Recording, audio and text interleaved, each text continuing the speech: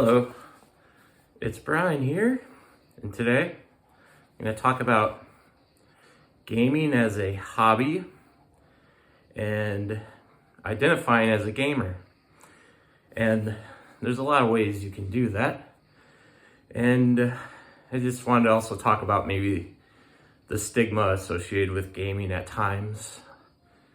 And there are various styles of gaming and genres or modes of play: single player, multiplayer, competitive, and it goes on and on. You could be a retro gamer, kind of a collector,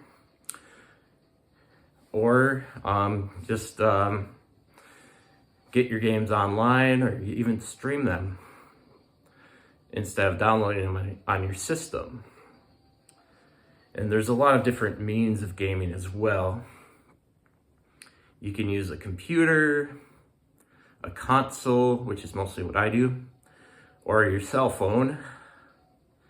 But there's just a lot of ways you can be a gamer. So when you say a gamer, it's just kind of vague, and it might not, there's a lot of different gamers that can come across each other and not have much to say. As kind of a dinosaur myself, I'm more of a retro gamer, so I don't really touch too many modern games, but sometimes I do. But there's always been a stigma to gaming, and it's definitely difficult to converse in real life about it. I guess technically, it should probably be stigmatized a little bit, because it is an escapism technically. Unless you're probably a gaming producer or maker, or maybe even writer or something like that about it, showing some value. But I guess there is a little stigma to it. And there's just not much status given to gaming, and it might be seen as a waste of time. But gaming is definitely more than that, and it can be appreciated as an art form maybe, or just as an entertainment thing, or storytelling, or just the mechanics of things and playing the game itself. There's always an element of problem solving, and games are almost always difficult to some extent, and it's about trying to get over that difficulty and find ways around it, and maybe even to be really super efficient at the game.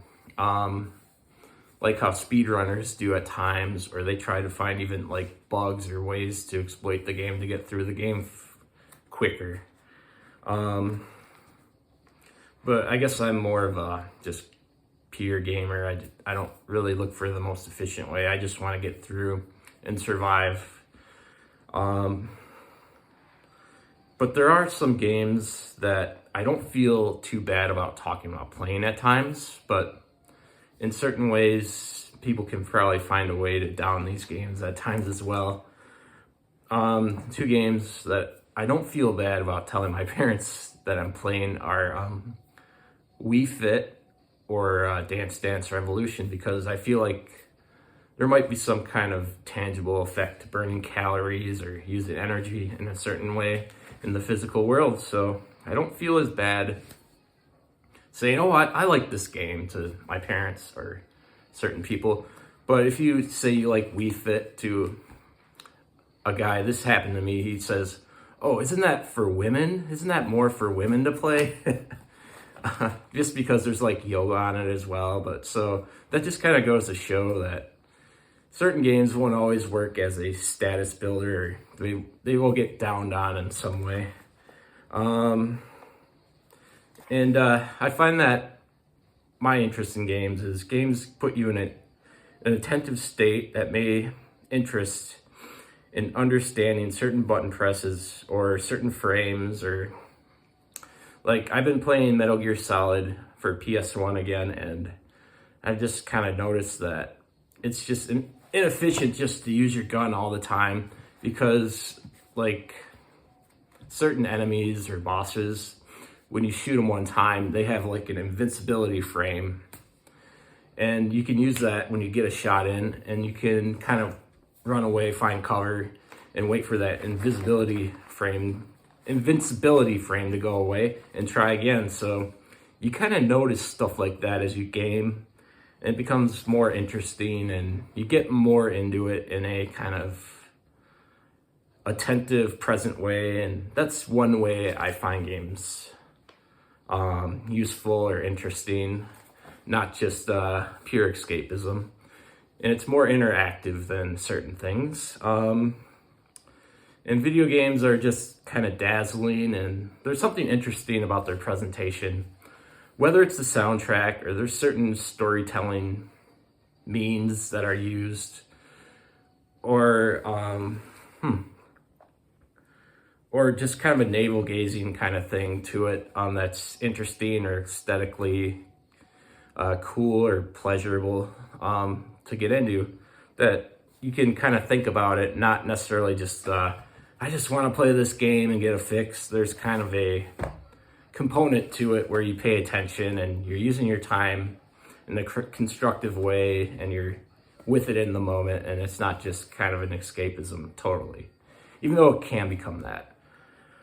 And as an anxious person myself, it's a safe way to experiment and learn in a single player experience. And just kind of, as you play games a lot, you kind of compare other games with each other, and you kind of like, oh, this game is kind of bad in this way because it's not as good as Super Mario 3 or something like that. Or this is like a few tiers down from that game, but I'm still gonna try to do it because I like Super Mario 3.